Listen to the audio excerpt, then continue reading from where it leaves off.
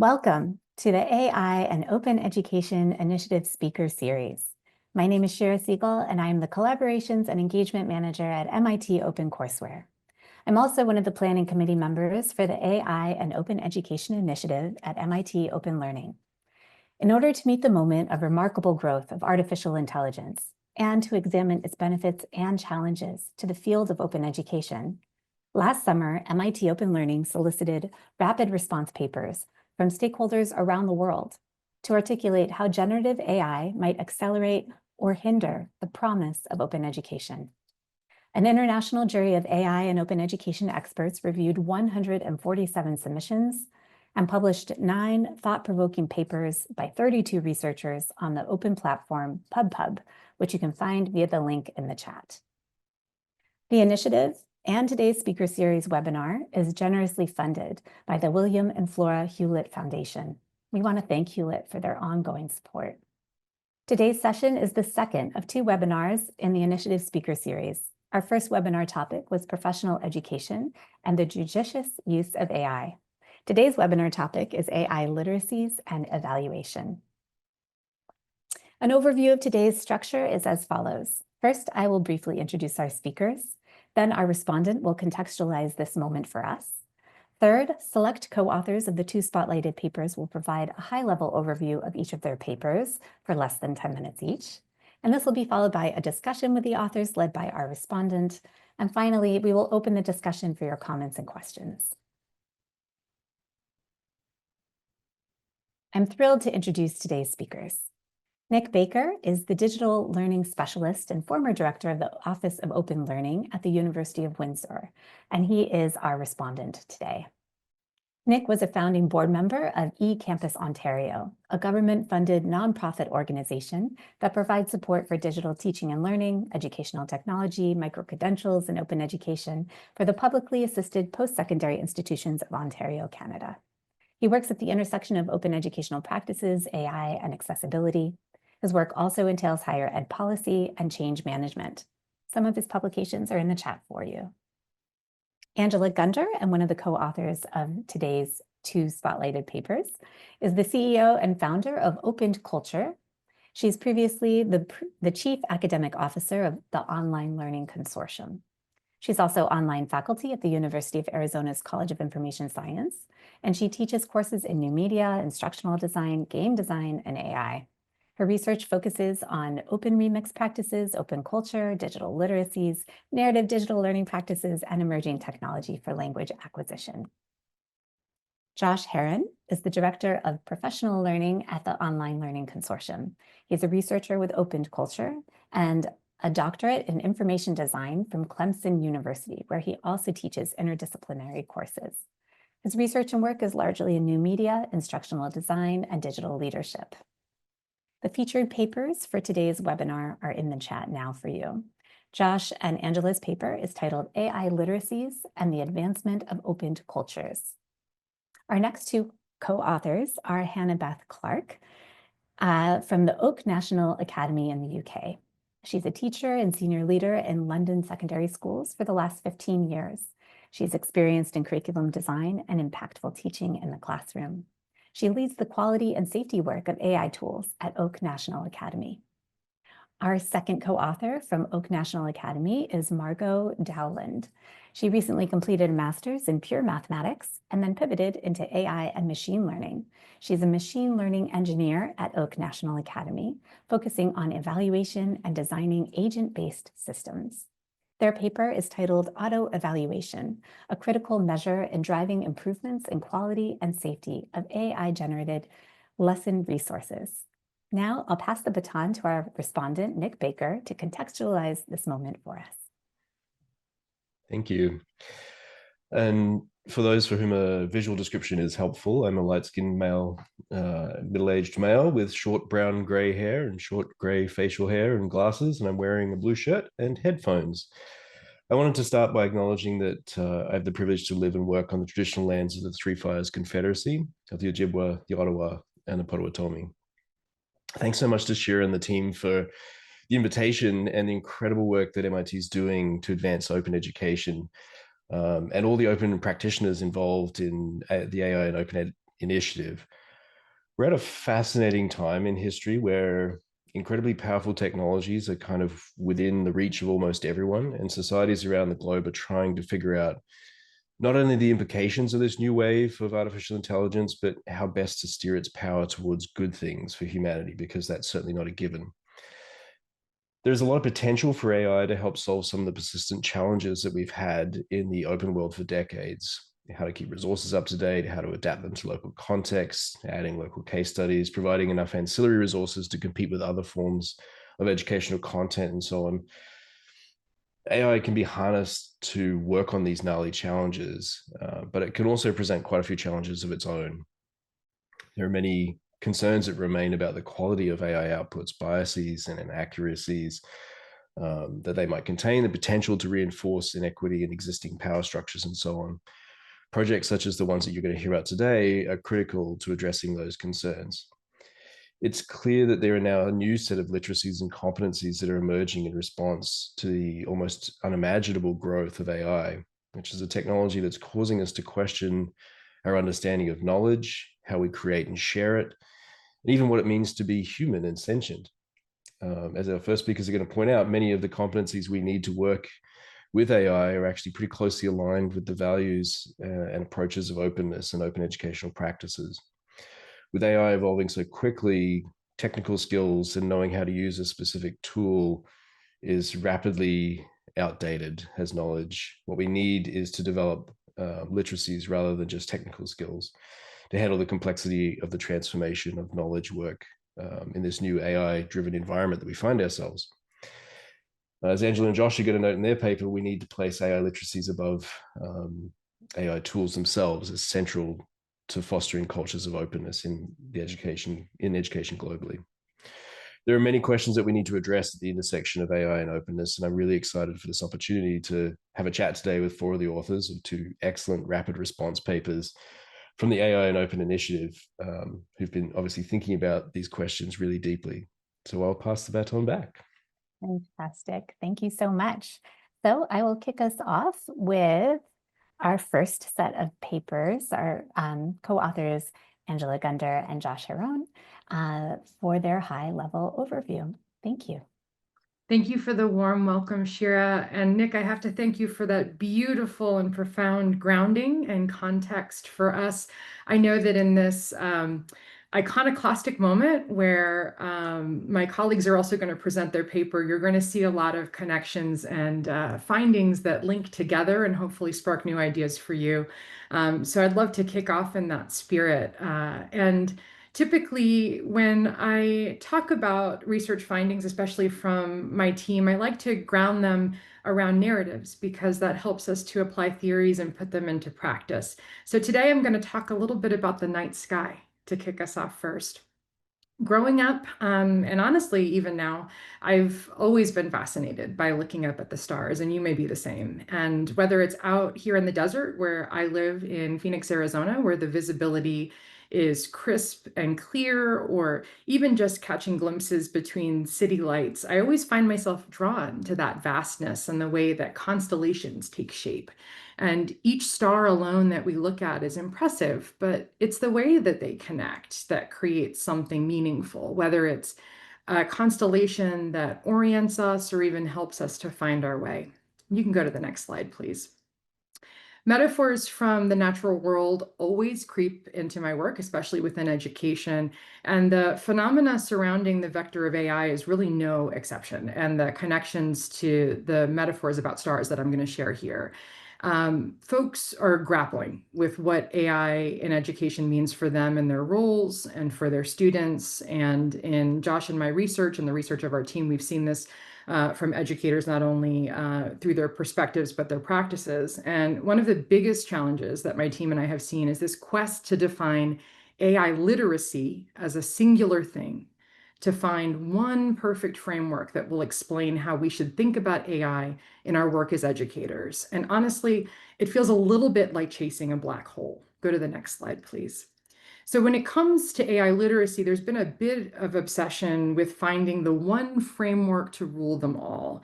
And this framework is imagined as an ultimate guide, a singular model that can define what it means to be literate in AI across all contexts and applications.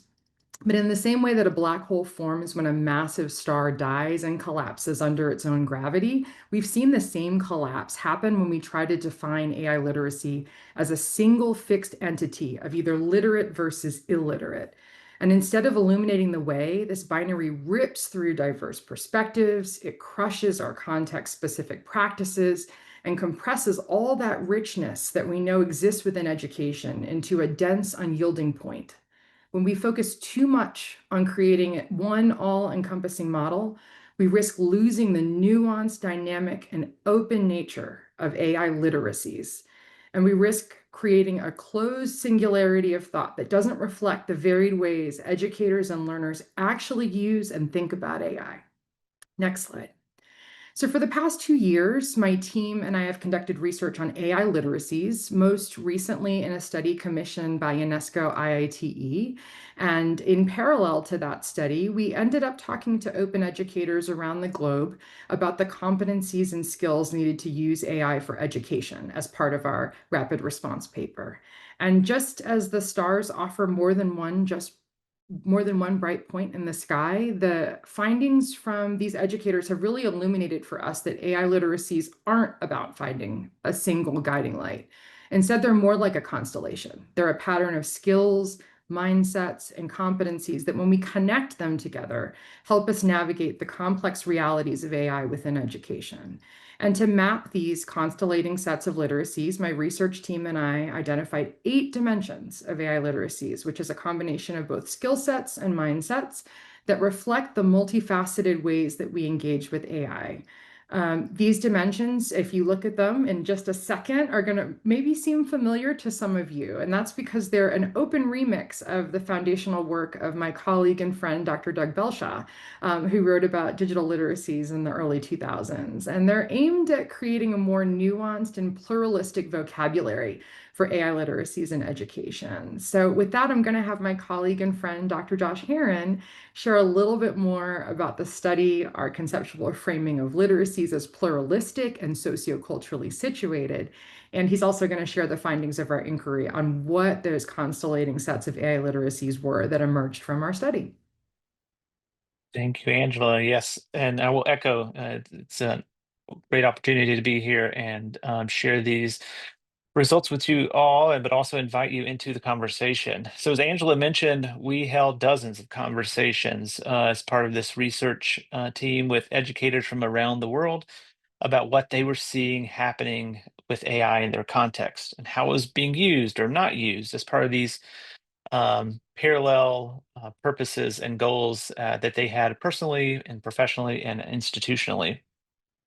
And as these studies ran in parallel with one another from UNESCO and the work for this paper, we coded the data and noticed that findings were very close to what we are seeing in learning environments more broadly. And that is that we need an interrelated competencies, skills, and mindsets to build instruction rather than knowledge of just one tool for one purpose. And we also knew that these literacies were about more than tools because they're about culture. And again, we see so much of this in the digital learning space. And Angela has framed it as the 3 C's coming out of focusing on people, objects, and events. It's how we collaborate, how we create, and how we connect to our community. And from there, with the remixing of Doug Belshaw's digital literacies, the dimensions of AI literacies were born. And we'll get to the next slide and share the definition of what are AI literacies. And yes, we are intentionally using plural, and there's much to be said about that, and much you can read about why we're doing that pluralization of the term. But they're simply put a collection of skills and knowledge that a person needs to understand, use, and critically evaluate artificial intelligence. They work together, they're interconnected, and you'll see how that plays out in just a moment when we talk about the ways that certain connections work out within various regions. They can be expressed in different ways across diverse contexts and modalities. And they give us a way to talk about our abilities and how they can be applied in a rapidly changing world of education. It's something that's still going to last next week and next month, and has held up for the past year and a half or so that the dimensions of AI literacies have been used in a variety of contexts. So they're flexible and grow with the evolution of AI over time. And next slide will show you the dimensions. We're not going to read through all of these. You can check those out at the link there. But each dimension is essential in its own right. And it's not meant to be a deficit or a gap focus. It's meant to see where are the strengths at, where can we lean on one another and reinforce one another as we build this constellation and make it useful. They help us map out the broader landscape of AI, allowing us to move from one context to another with a sense of direction and purpose, which I know feels hard in the current age of AI. And so, as Angela said, we're not looking for one perfect model. We're inviting you to think about AI literacies as a dynamic constellation, this interwoven set of skills and understandings. Now, on this next slide, you'll see that we're spotlighting 3. And that's because we saw in our findings certain literacies pop more than others. And so constructive AI literacies and critical AI literacies were particularly strong, and those ask that we use AI tools to rebuild, remix, and generate new content. So folks were interested in how do we use these tools? What can they do? And we saw that connection again to critical literacies. This idea of, are we using them ethically, equitably? Are we validating outputs for accuracy? Are we rushing into the usage and the trust of what we're seeing? And also very concerned about the environmental impacts. I know that's a big conversation that we're all having right now as well. And then particularly in the global South, we saw cultural AI literacies as an important component, and it's something that we saw pop throughout the study as well. But this idea, how can we use AI to support points of engagement from the tools and the environments, recognizing multilingual support and the contextualized multilingual collaboration. And then on this slide you're seeing here, these are some of the ways these interconnected literacies work together. You'll see that each region has a set of interconnected literacies that folks in our conversations were curious about, concerned about, interested in. We won't read through each of these, but you can get a sense from this slide that these regional approaches underline the need to embed cultural, ethical, constructive AI literacies into open education in particular.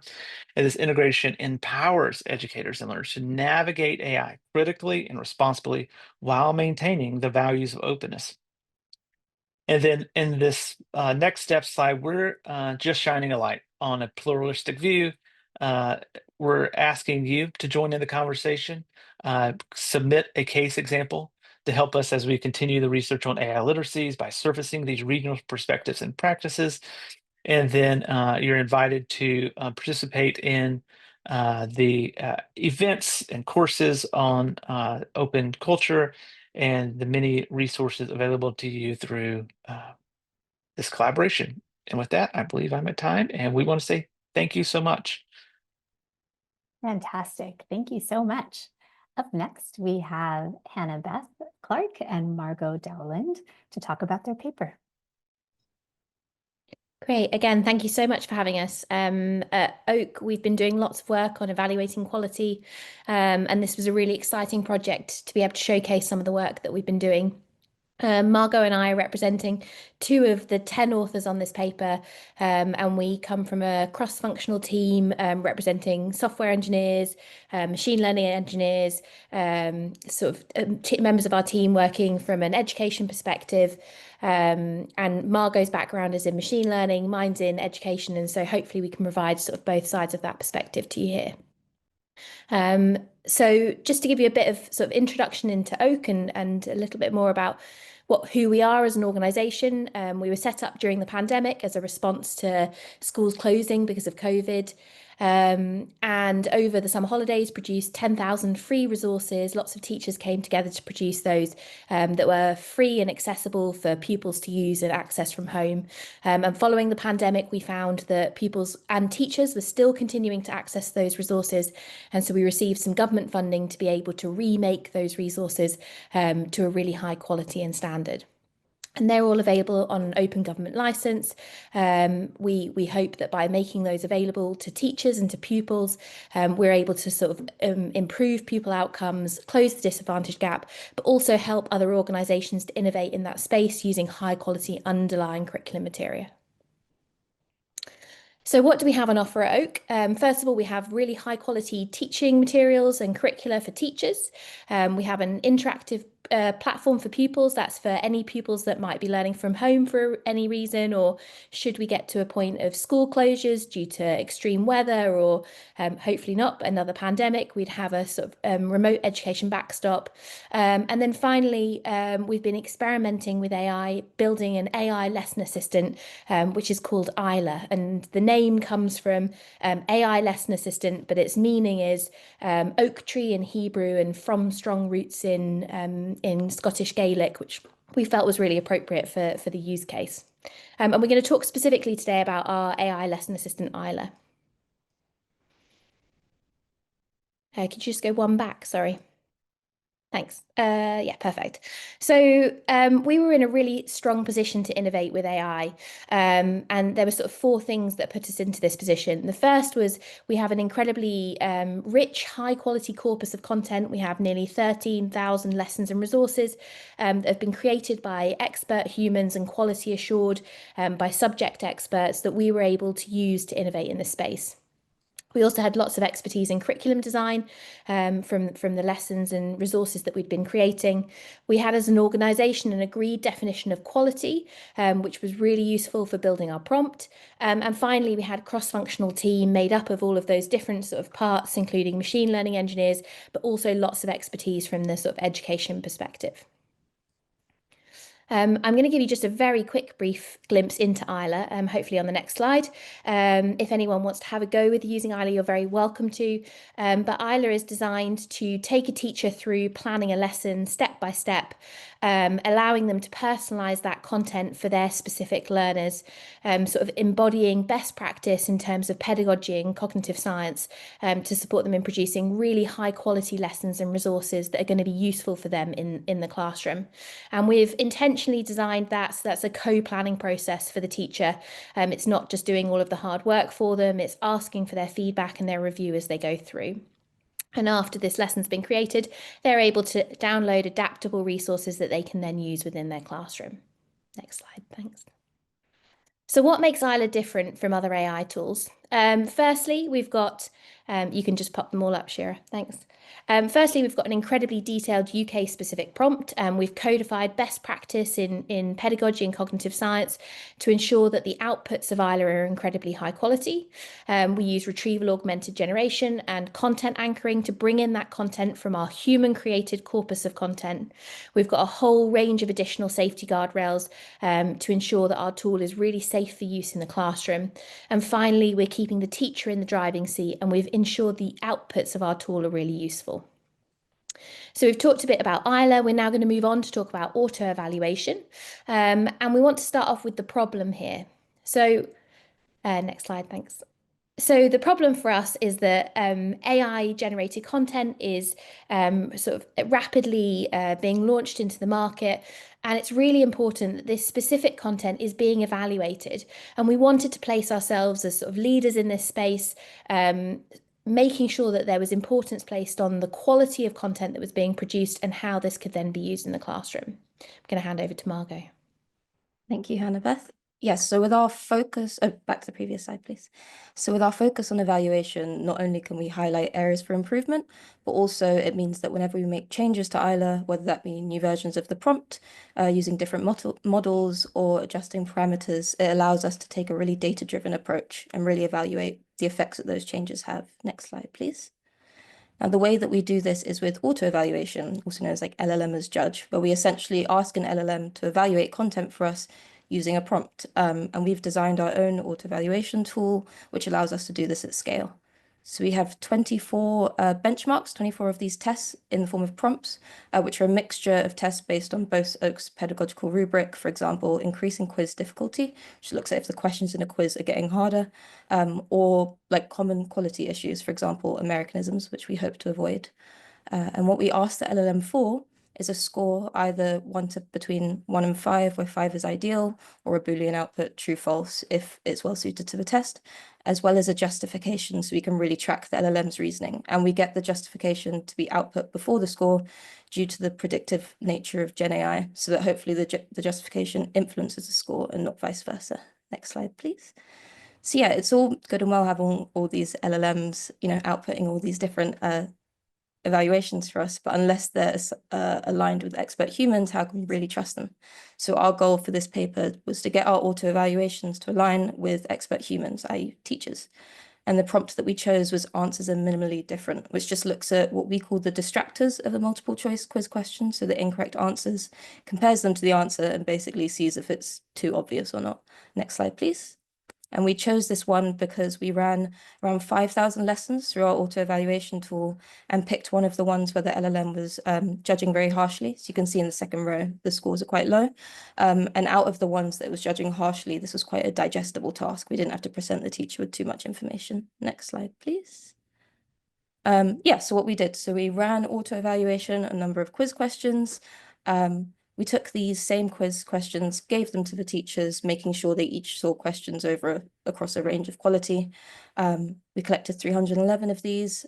We then conducted thematic analysis on the scores and on the justifications for particular scores, as well as pulling out representative examples. Took that information, threw it back into the prompt, and then compared the alignment before and after. And next slide, please. So it worked. So we found a statistically significant improvement in alignment between our auto-evaluation tool and the human evaluations. The 3 overarching categories that we got were for what makes a good distractor, essentially, was plausibility, commonality, and structural coherence. And not only were we able to improve the auto-evaluation prompt, but through being able to define what makes a good distractor, we could improve the EILA prompt itself. But perhaps the more important finding, even though alignment's great, is that the justifications that LLM gave ended up aligning more with what the teachers were thinking. And so it could be the case that the LLM is really a more consistent evaluator. So as long as it's in line with the themes, that's the goal, really. So yeah, next slide, please. Great. So we obviously published this paper a few months ago. But we've got lots of other areas that we're working on that sort of build on this specific part of auto-evaluation. The first is we're looking at our safety guardrails. As I mentioned earlier, we have a number of additional safety guardrails to ensure our tool is safe for use and the content that's provided is appropriate for use in schools. And so we're using our auto-evaluation tool to help us to ensure that that aligns to human judgments on that. We also are hoping to build in live evaluations so that the auto-evaluation tool is reviewing the content that's being produced as it's being produced rather than async, and is able to provide the teacher with feedback on areas of the lesson that they might want to go back and improve, as well as going back through and making automatic updates. And then finally, we're looking at some agentic approaches. First of all, agentic approaches to this sort of auto-evaluation challenge, but also to different sections of our tool and how we can build that in to improve efficiency and quality of our outputs. We're really excited to answer some questions at the end, but if you have any other further questions after this, then please don't hesitate to get in touch. Our email addresses are up on the screen. Wonderful. Thank you so much. So we will now enter the discussion between the respondent and the co-authors before opening up to your questions. Again, make use of that Q&A function to let your comments and questions and concerns and enthusiasm be heard, and we will circle back to them. So I will stop that. And now we have Nick in conversation with Angela, Josh, Hannah-Beth, and Margaux. Awesome. Thank you so much for that wonderful work and for sharing it. And I want to start with, just a small question for Angela and Josh, because I know you love these little questions. One of the things that you point to in the paper is the idea that literacies are socially constructed, they're culturally constructed. and that they vary around the world. You noted that, but we also know that the concept of literacy has been used harmfully throughout history in a number of different kind of settings. And I'm wondering about the idea of AI literacy if we don't get to the point where the stuff that you're pushing back against in considering it as a pluralistic kind of approach to literacies, if we think of it in this binary, you either have it or you don't, might we see a world that pushes that where AI literacy becomes another kind of tool for preventing people from having access to things, and might openness be an antidote to that? I love this question. I could probably fill up a full couple of hours talking about this, both from a challenges and an opportunities perspective. There have been many conversations around us validating the outputs of AI and really looking at who's privileged, whose power is on display based on the outputs, but also how are we thinking about training these models around what Josh had mentioned before around the ethical pieces, the equitable pieces, and the impact. And when we think about AI literacies within this plurality, what it does is it also allows us to get back to our values, and those values are defined within communities. Certainly, the open community has very specific values that we're using and that we are talking about within our perspectives and our practices both. So yes, I think that while we're in this very tense space and in this tense moment in time, having conversations around vocabulary, which was our hope with creating a taxonomy and not a framework, is the way that we can start to chip away at what is in support of our values, whether it's how tools are used, but also how tools are created and contextualized, and what that tool usage means from a community or a cultural aspect. We have to start with that dialogic moment before we can get to determining, okay, and now is how we actually use these tools from sort of a more technical or operational perspective. Wonderful. I think a question for Hannah-Beth and Margaux then. You were working with a pool of content that kind of belonged to a particular community, and I'm wondering whether that made a difference in how you trained that model and kind of the quality of the output that you saw. Also wondering a little bit about one of the things that we talk about in the open community is as a challenge is we've openly licensed material for the good of everyone, and lots of these AI companies come along and hoover it up as a part of what they do. And in this case, you have a group of content that was already designed to be used by that community. Wondering how you thought about kind of consent and using that content for training the AILA tool. Yeah, that's a great question. Margaux might be able to jump in on some of the sort of more technical aspects of this. There was a question in the chat about whether we're using a sort of underlying large language model, and at the moment we're using GPT-4o. We've tried to make the tool as sort of model agnostic as possible so that we can move to different models or potentially move different aspects of AILA to different models as we go forward. But we're not at the moment training a model underneath. We're using retrieval augmented generation to bring in content from our corpus to improve the accuracy of the tool. And I think for us, it was that sort of situating it in our local context was really important. We wanted to make sure that it was designed for UK schools, specifically for the UK and that context here in our national curriculum, but also for that sort of specific age range of pupils and making sure the content was really appropriate for them. I think there's nothing more frustrating as a teacher as using an AI tool that then produces something that's totally irrelevant to what you need to teach as part of your curriculum. I think for us, we were in a really fortunate position where we had this huge corpus of content. And again, that's sort of available for others to make use of, which is really exciting. working. But that was very specific to our use case, and it enabled us to sort of innovate on top of that. And I think for other organizations in other countries and other regions, thinking about how they're going to sort of source that high quality underlying content to use within their tool is really important, for them to be able to sort of, make sure that that's aligned to their context and their outputs.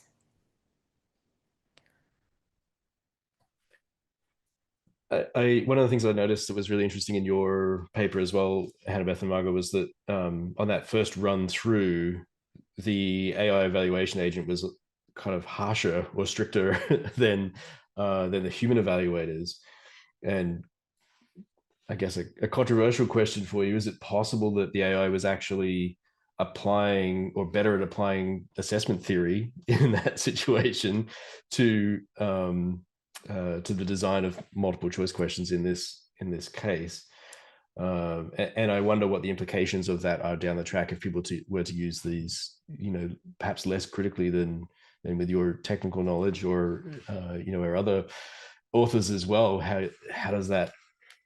What's likely to happen if we kind of unleash these tools on lots of people who may not know what underlies them? Just to add a little bit of context for people who haven't read the paper, the things that the LLM was sort of overly focusing on before we changed it was, focusing on how deep the understanding it was testing was for each of the key stages. And whilst that's a good thing to focus on, and it should be sort of key stage dependent, and we still gave the teachers the key stage, and we still give the prompt to the key stage now, it wasn't a thing that the teachers themselves were overly focusing on. So even though it might be valid and maybe the LLM was doing a genuinely good job, we decided to have our standard of quality based on just what the teachers themselves would tend to focus on.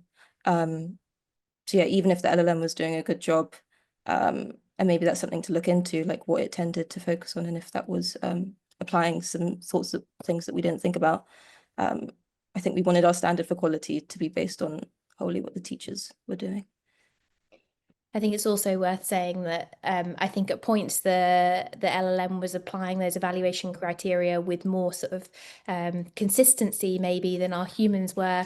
It enabled us to work out some categories that even from the thematic analysis of human justifications, that I think if you'd asked a human what made a good multiple choice distractor, they maybe wouldn't have identified themselves. But we were able to pull that out either from the justifications from the LLM or from the justifications that were given by the human, and then feed those back into our AI sort of prompt, and back in both for the auto evaluation and for the prompt that was helping us to generate those lesson questions.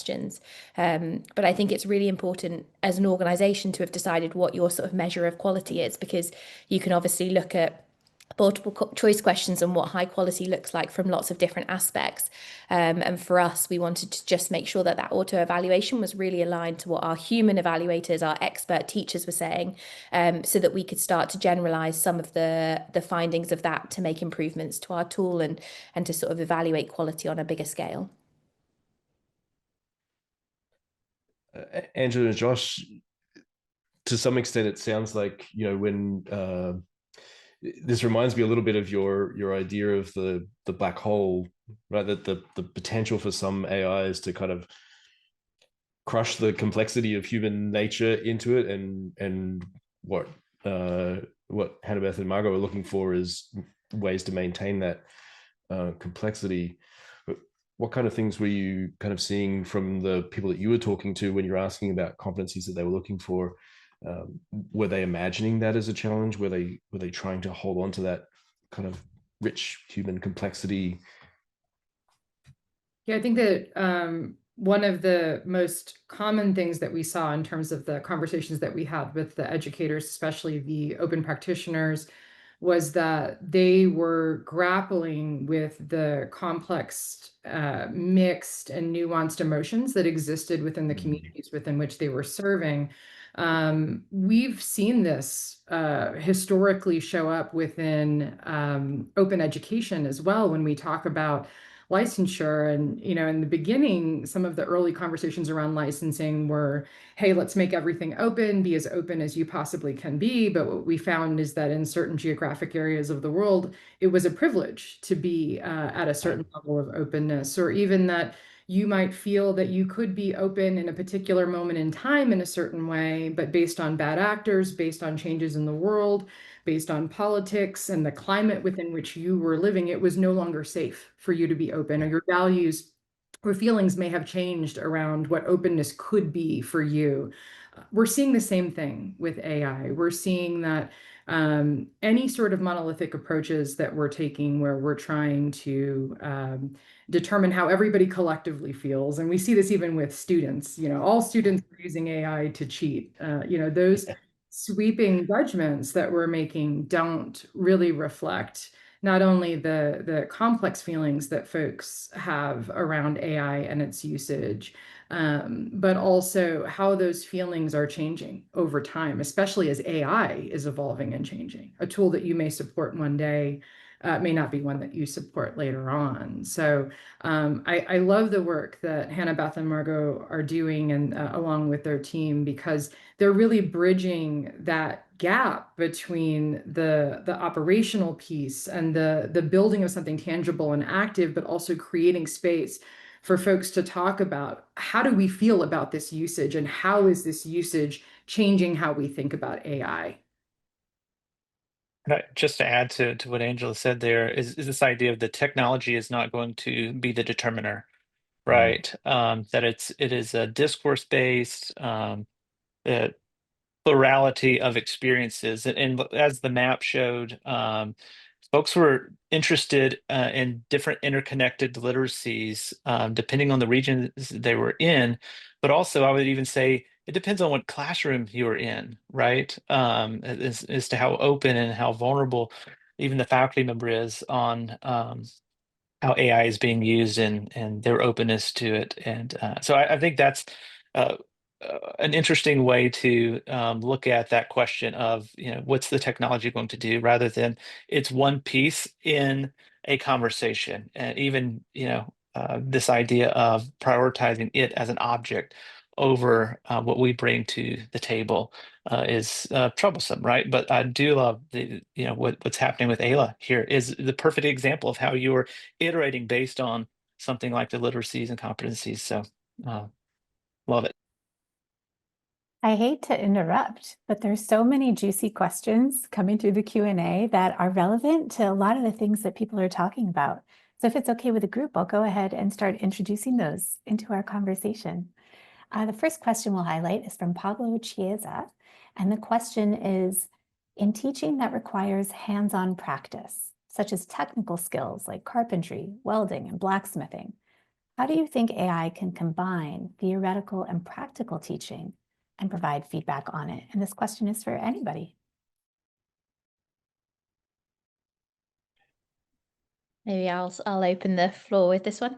I think it's a great question. I think at the moment within Isla, we've focused initially on sort of classroom-based lessons with our design of the tool, but actually we've done lots of experimentation with people who are working in all sorts of different contexts, and it will plan really great lessons for in the UK we have alternative provisions where pupils aren't able to attend mainstream schools normally because of a behavioural reason, and the curriculum won't follow a sort of traditional national curriculum subject that we have here, and they might be doing things like shipbuilding or planting gardens or all sorts of other types of activity, and Isla will take the principles that we've sort of codified into it and enable teachers to still produce really high quality lessons that they can deliver in those contexts.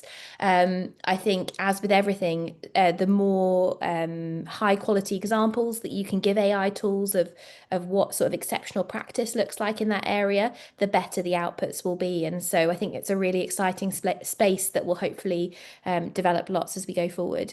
There was also a sort of mention of how do we then provide feedback.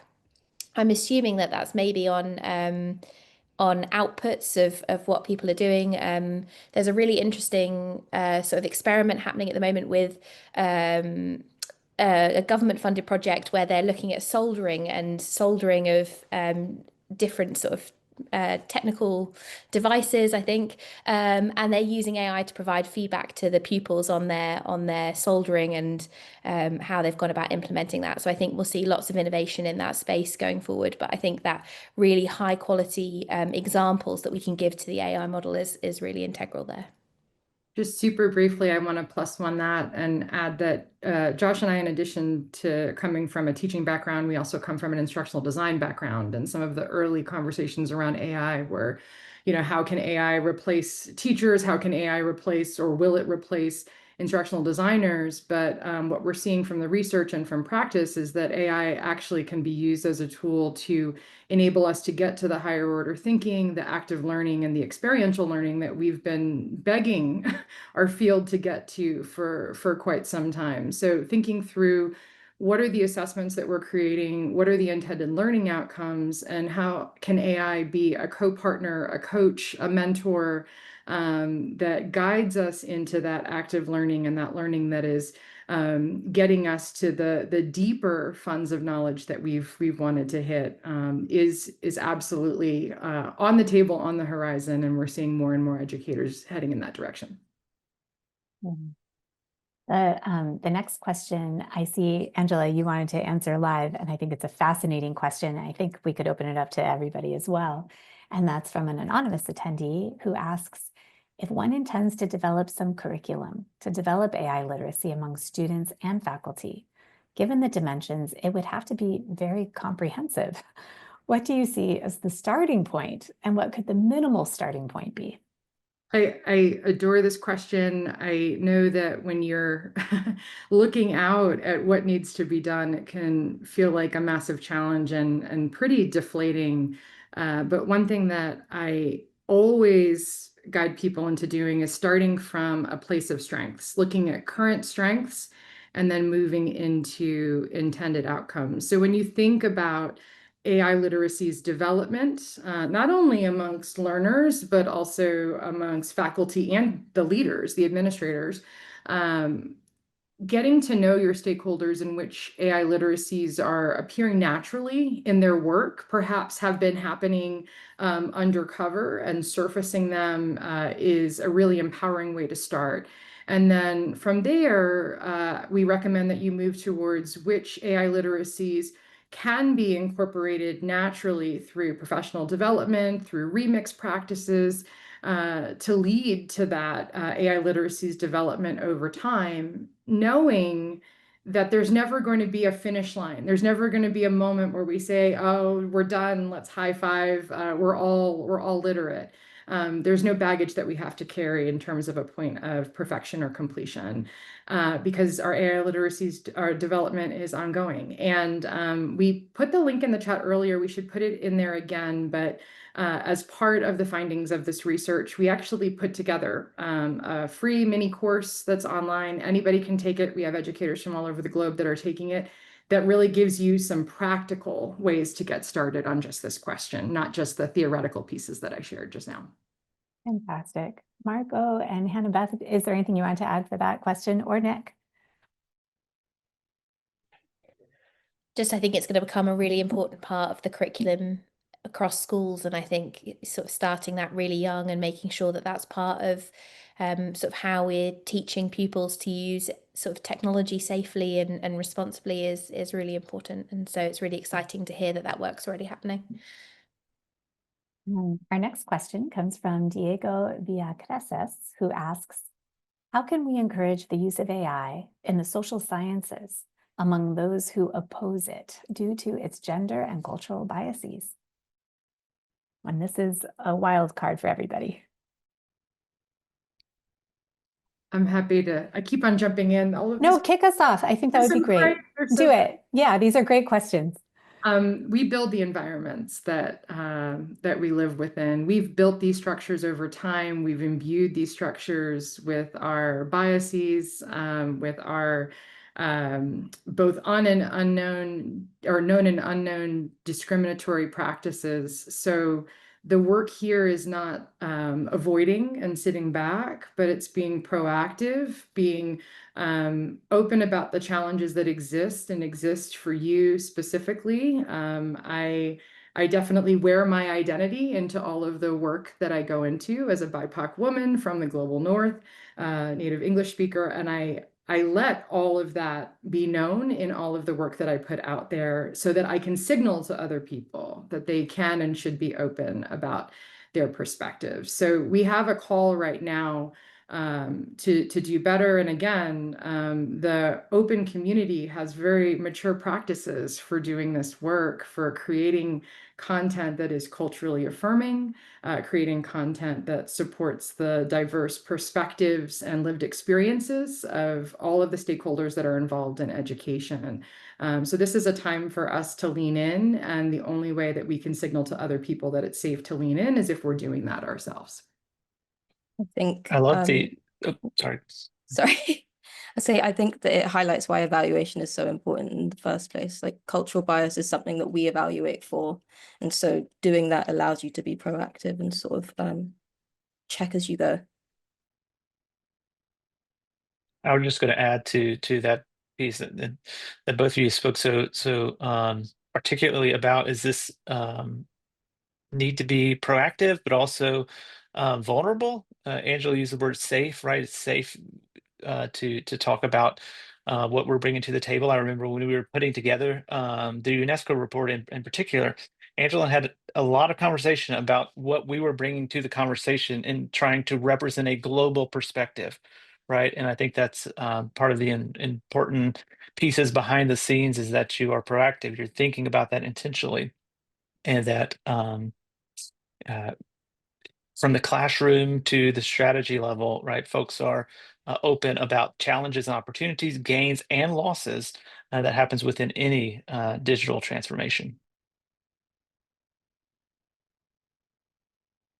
I'm noticing that there's a couple of other authors from the initiative that are posting some really wonderful questions in the chat that we are answering by text or that are being touched on. So I'm going to go ahead and ask our team to put the links to those other authors' papers in the chat for people to read, from Joao and Dan McGuire as well. Our next question, there's actually two questions related to this, and I'll read the one from Rajaya Moslepur. I apologize if I'm mispronouncing your name. And the question is, as an EFL language teacher, I wonder how I could possibly benefit from AI.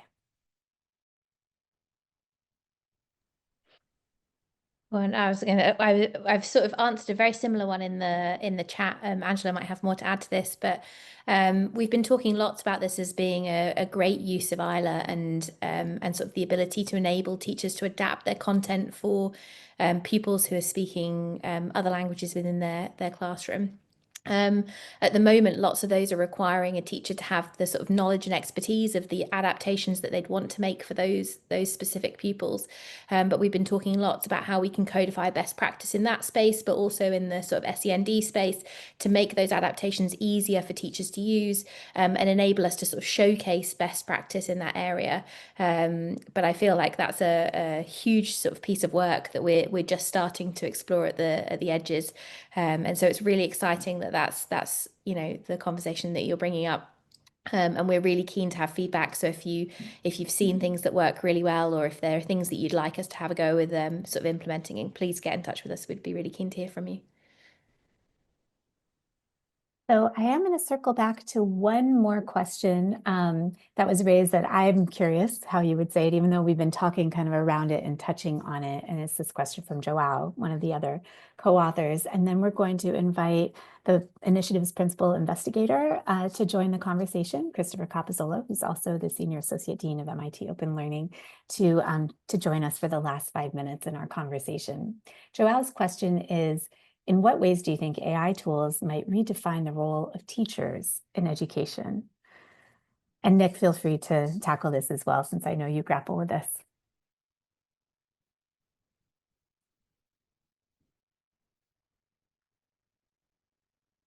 I'll kick us off. And so Yeah, recently a teacher. I was teaching until last summer, so this is a very sort of poignant question for me. I think there's been in the UK, definitely lots of conversation about whether AI is going to replace teachers or sort of take over their role. I think those of us that sort of look at it with that lens are probably sort of thinking about the aspects of what makes great teachers as being something quite different to what I would consider. I think lots of great teaching is about the human connection that you make with pupils and that supports pupils in sort of progressing and sort of achieving things during their time at school. I think AI has the capacity to be able to support teachers with some of the things that take them lots of time. Lots of people are leaving the classroom in the UK. Workload is really high. Teachers are maybe teaching 5 or 6 lessons a day across different year groups, potentially across different subjects, and planning really high quality content for all of the pupils in their classroom is really challenging.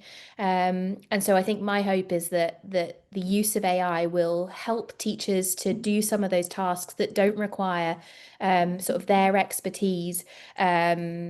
And that will free up their time and capacity to be able to do some of those more human aspects of teaching that we think are really important.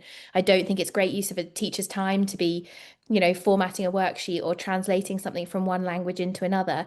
But I do think thinking really carefully about how your pupils are going to access a concept or how you're going to support a specific pupil who maybe has some additional needs is a really integral part of teaching that often we just don't have time for because we're running from one activity to another. And so I hope that that's sort of the direction that AI heads in. Thank you. Other thoughts that anyone else wants to add? Just that I would say that we're in a moment in time where us considering this as an opportunity beyond just a challenge to respond to allows us to get to a future of education where AI is positioned to allow us to do the work that we got into education in the first place, to get to that deeper learning, to building those systems of care, and to really innovating in ways that are far more inclusive than we've been able to be up until this moment. So I'm excited to be on this journey with all of you. Hear, hear. Thank you so much. So in our final few minutes, I'm bringing in Christopher Capizzola, who is again, our Senior Associate Dean at MIT Open Learning, the Principal Investigator of the AI and Open Education Speaker Series. He's also Faculty of History at MIT. So Chris, what are you noticing in these last couple minutes? And Nick, feel free to join us as well. Yeah, I would just say that in response to Shira's last question, Hannah-Beth and Angela's answers were just spot on and really sort of addressing that intersection between AI and open education that motivated us to launch this paper series.